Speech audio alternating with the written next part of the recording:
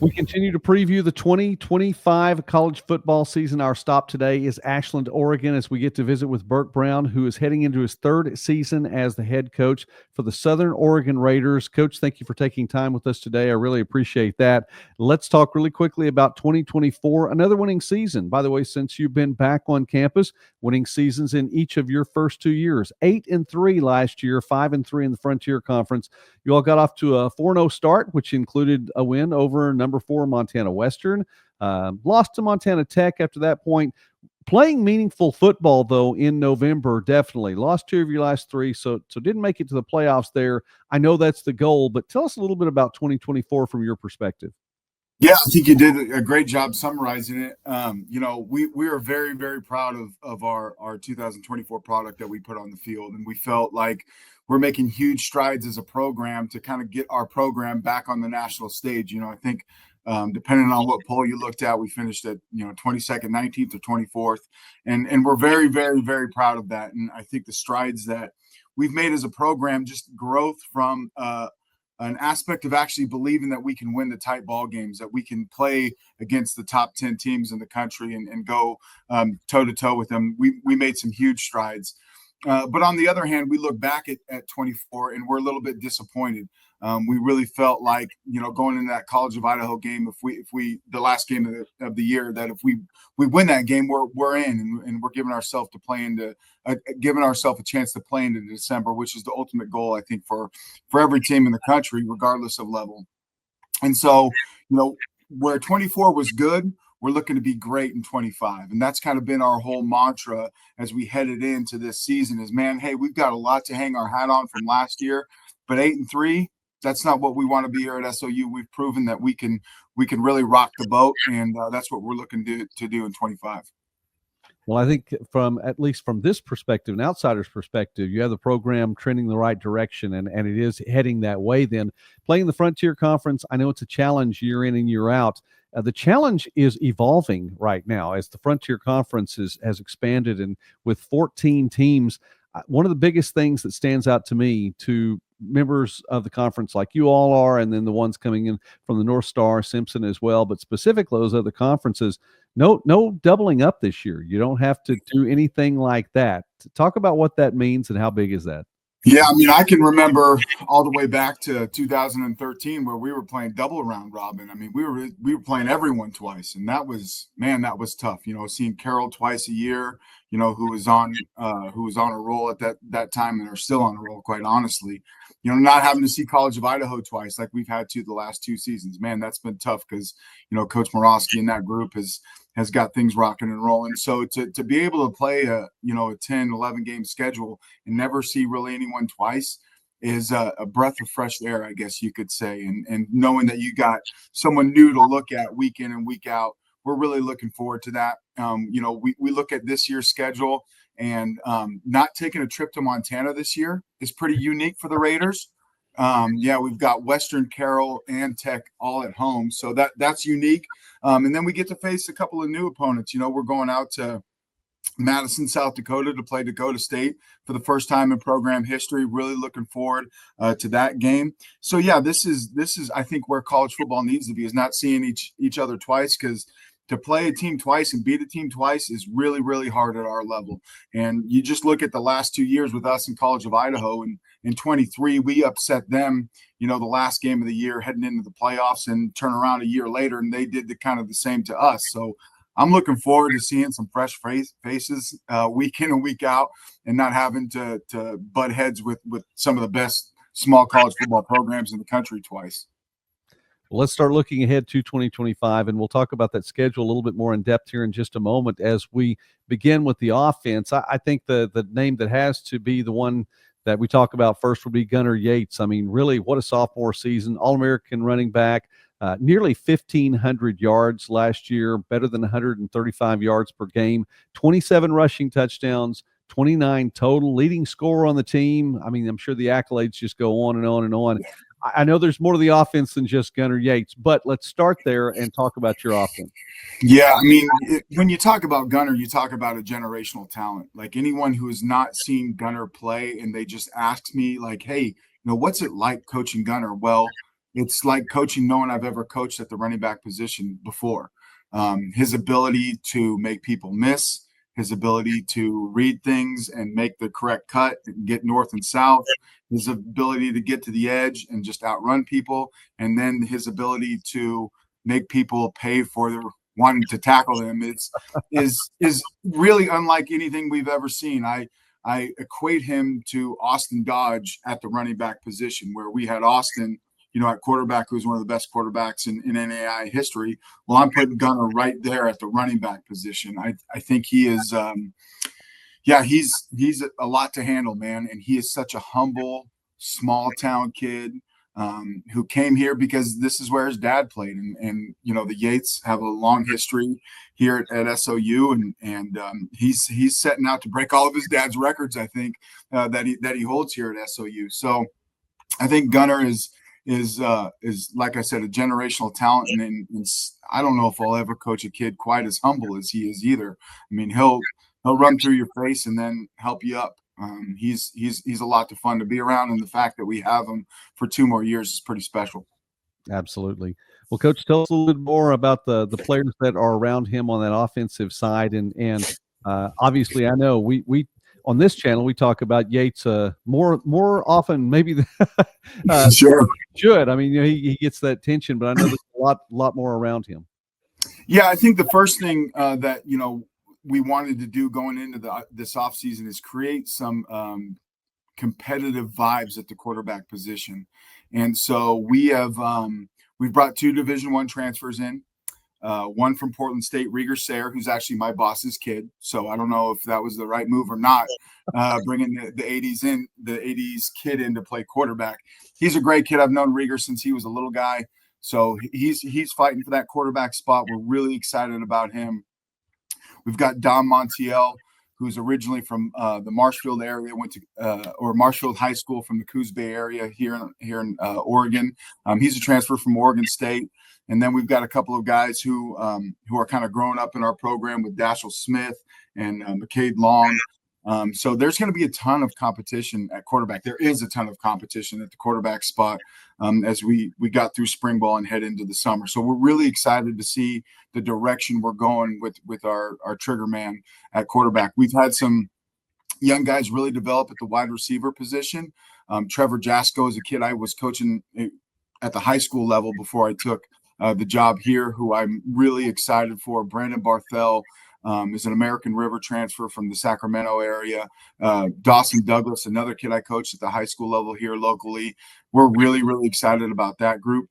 I think the group where we need the most growth right now is at our offensive line position. We lost 4 or 5 starters off of last year's team. So we're trying to piece together some young guys, maybe mix in a transfer or 2. And if we feel very confident in our offense, if we can get that offensive line solidified. Absolutely. Interesting now with Coach Berk Brown from Southern Oregon, coaching at his alma mater, heading into year number 3 as the head coach. And by the way, Coach, are they still excited about the softball team up there? Oh, man. So, hey, funny story about that. We're still in school actually right now, being on the quarter system. So we had like an off-season competition where we bring our guys out and we play a bunch of different games, from sand volleyball to pickleball and all those kind of things, to kind of culminate our spring off-season program yesterday. And we finished off by going down to the softball field and having those girls pitch to us and seeing if we could even touch the ball. Needless to say, we couldn't. Those girls are something special, and Coach Pistola and that squad is, man, they set the bar high here on campus, man. So they're pretty special. I referred to it. I didn't mention national champs in 2025. So congratulations to the softball team and the entire campus there. I'm sure is really excited about that as well. All right, back to football for just a moment, since they can't hit those pitches anyway. Defensive side of the ball, Gabe Foster on the line last season. 14.5 tackles for loss, 10 sacks, a couple of forced fumbles, recovered one of those as well. A good place to start talking about the defense with him being a senior for you. Yeah, I mean, Gabe is a special talent, originally out of Douglas High School in the Reno area, and then he went to Butte College, which is only, about 3 hours south of us here. man, what a season he had, and how he didn't earn All-American honors. I'll never quite understand that last year. But man, he is he's unassuming. He's not going to come off the bus and be like, hey, there's their best defensive player. He's about 6 foot tall, 225 pounds. He looks more like a linebacker than he does a defensive end. But then he gets into his stance and he looks like he's, Joey Bosa, at our level, rushing off the edge. He's got such a great get off and such great speed. And then, he puts his pads on you and you're like, I didn't expect this dude to be able to pack that kind of punch. So yeah, Gabe is another humble kid who comes from a humble upbringing, who won't say boo. He's just going to line up and he's going to get after that quarterback and smack that running back every chance he gets. And to see his growth in a full off season with us and now better understand the defense and how we're going to kind of work with him and kind of work to his strengths a little bit more this fall will be really exciting to see. It sounds like with some of these players that were so good for you last year, Coach, that really that you get to keep them and build them up and becoming upperclassmen. And then you've talked about the humility more than once here with players that obviously are amazingly talented on the field. How does that translate then to just leadership by example? I think that's just a fantastic luxury to have. Now, it's a part of the recruiting process that we have here. Like we're going to take a deep dive into a young man's life, and we're going to make sure he's going to be a good fit for our culture. And humility is one of those things that we talk about all the time. Now, I inherited Gunner, but I've known Gunner since he was a little guy, just having the connection I did with his dad. So it's something that we talk about, and I think something that's very, very important, because we're not just teaching our guys about football, we're teaching them about life, and we value humility here in our program a great deal, just because I think that's an important thing. Now, don't get me wrong, we've got our guys who like to talk about how great they are. We're not all perfect here at SOU football, but to have leaders in the roles that Gabe and Gunner are in, be the most humble guys on the team and be some of our best players, is just a perfect example of kind of the direction we're heading in with our culture and how we're doing things outside of the football field. I appreciate that, Coach. And I like the way you describe that. That's not by accident, it's by design. Yeah, 100%. 100%. We take, in today's day and age in recruiting, there's so many offers going out on X and the social media and the NLIs and this and that. I guess we're a little bit old school, where we're not going to offer till we know for sure that a young man can succeed in Ashland. He can succeed in the classroom here at SOU, and he can thrive on the football field. And when we feel comfortable with those three things, then that offer is going to come out. You're not going to see a lot of Twitter offers, coming out from SOU until we actually know what a kid's all about. Absolutely. All right, Coach, special teams. I wanted to ask about this. You have a senior kicker coming back, Brian Patres. I hope I said that correctly. You did, yeah. 10 of 11 field goals, 57 of 59 extra points, and he's got his own NIL deal. I see from an NIL kicker that often. Yeah, I think it's great, man. We here at the NAIA, as you well know, like we don't get the opportunities that the Division I guys get to earn the money that those guys are getting, and so if a kid can go make a couple $100 selling some T-shirts with his face on there, good for him, man. Like we're not giving anyone full rides here at SOU. So if that helps pay for your rent for the month, by God, go do it, man. Go get it done.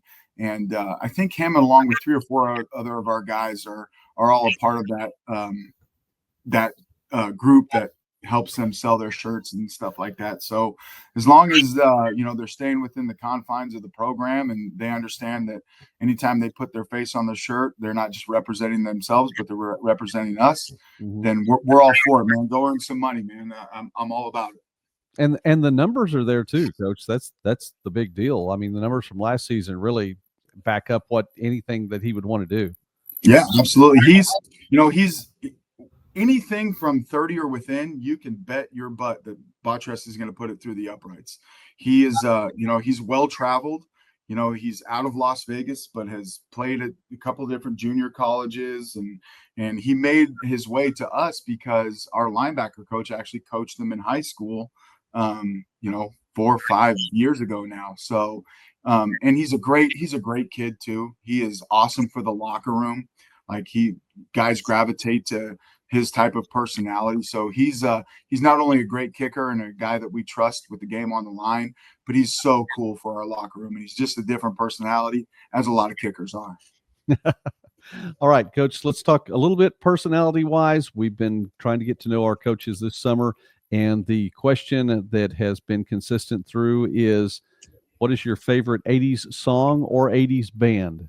Yeah, so I was born in '84, so I was real young when all this music was coming out, but it was my dad's heyday. I mean, that's when I can remember him putting vinyls on to listen to as a little guy. So one song that has stuck with me and that I play music before every team meeting, and that our guys actually really vibe to, is Boston More Than a Feeling. So I'm going to go that direction. Okay. That's a good one. That's right up my alley right there. The harmonies from Boston were absolutely fantastic and unique. You don't hear that kind of harmony all the time. So that's a great one. Especially in today's day and age, kids don't get anything like that. So I try to play all different type of stuff from the 80s, the 70s, the 60s, reggae, rap, you name it, I'm playing it. But yeah, our guys always kind of start moving their head to it, and some of them are now singing it every time I play it. So yeah, if I can expose our guys to a little bit of older culture, I guess you could say, man, I'm gonna do it. Okay, I like that a lot. Cool, Coach. That's really cool. Okay, I said I would go a little bit deeper in the schedule. I know that it's going to get here before you know it. Thursday night. It's a Thursday night game to open things up on the road at Simpson. Relatively new opponent with a new program, and then after that, another game. Well, you're hosting Simpson. I'm sorry. Yeah, you're hosting Simpson. Yep. And then you're on the road at D2 Western Oregon. You get a bye week. There's Montana Tech, at Dakota State. You've already talked about that trip out to South Dakota. And then the Frontier Conference West has a little bit of a different swing to it there. Start things off hosting Montana Western. So tell us a little bit about the opening to your schedule. Yeah, Simpson is such a breath of fresh air for us in the conference because they're only 2.5 hours away. Yeah. Everyone else is 8 or more. So, us having this relationship with Simpson that we can, play a Thursday night game because we're so close and kind of kickstart the NAIA season, I think is really, really cool. Kind of get all eyes on us. And this will be the first night game in Raider Stadium in 3 or 4 years, I want to say. And the first one I'm going to have coached in since I was the defensive coordinator back in the mid 2010. So our guys are really, really excited. We're going to be showing off some new field turf that's getting installed this summer. So we're excited about that, playing on a new surface. And Simpson is an up and coming program who we see in the recruiting game a whole bunch. They're making life a little bit harder for us in California on some of the kids that we want to go on. So yeah, we're excited to get the season started, against another Frontier Conference opponent. And then, we kind of get the long preparation week after that Thursday night game to get ready for Western Oregon, who historically SOU and Western Western Oregon have always been kind of rivals up until I think the last time we played them was 2010. And so, our guys are very, very excited. And I'm very, very excited because as an NAIA coach, when you go out in the recruiting world and you face teams like Central Washington or Western Oregon, who are Division II, well, they lay claim that they're a better football team because of the level that they play at. So it's going to be a very, very fun game for my staff, our staff, and our players because they all feel like they're every bit the caliber of football player that the Western Oregon roster has. And so to be able to go up to Monmouth and reignite a long-standing rivalry and then kind of show off that, hey, man, we can hang with anyone in small college football will be very, very fun. And we should have a huge crowd. A lot of our alums are based out of, Portland, Seattle, Salem area. So that game will be a lot of fun. And we're looking forward to that. And then we get going, man. It's Dakota State, it's Tech at home, Western at home. And those games are huge for us. We got Western early on last year at home, so I'm sure they're out for blood. We owe Tech a butt whipping if we can get there. After we went out to Butte last year and they handed it to us. And it just seems like every year, you've got those guys that are just rat tough from Western and big and physical from Tech. So we're really looking forward to that game. And then, the new opponent, I don't know what to expect out of Dakota State. We haven't even started diving into film all that much yet. So that'll be fun. And then, as we head down the back stretch of the season, getting to see Eastern Oregon again will be awesome. I love what Coach Camp and those guys do there in LeGrand. We get Carroll College. They are so physical and so big, and Coach Purcell is doing such a good job there in the recruiting world. That's going to be another tough game. College of Idaho and us is become a rivalry. So yeah, this season is going to be a lot of fun, and we're really excited about the schedule because you look at our 24th season, we didn't have a bye week, and we've got 2 this year. Yeah. So being able to lick our wounds a little bit a couple times throughout the middle of the year, I think will be a huge benefit for us because I'll say this until I'm blue in the face. I think the Frontier Conference is the best small college conference in the country. And the level of play and the travel, it just makes it an absolute nightmare. So to have those bye weeks is going to be pretty refreshing and kind of get our legs back underneath us, as we head into the Tech week. And then again, at the end of the year, as we head into College of Idaho week. All right, Coach. Well, we're going to follow the Raiders this season. They are fun to watch and fun to talk about, and I appreciate what you are doing with the program and just even all the things that you've mentioned today and the things that are by design there at Southern Oregon. Congratulations to you, Coach, for building it, continuing to build it back up, and again, trending in the right direction. So we're going to follow along. Coach Berk Brown with Southern Oregon heading into year 3 at the helm. Coach, thank you so much for taking time with us today here on Midwest Sportsnet. Yeah. Joey, thanks for thinking of the Raiders, man. We're here and yeah, we're trying to make some moves, man. Do the best we can with what we've got, and yeah, should be an awesome year in the Frontier Conference, man. I appreciate you taking the time to have us.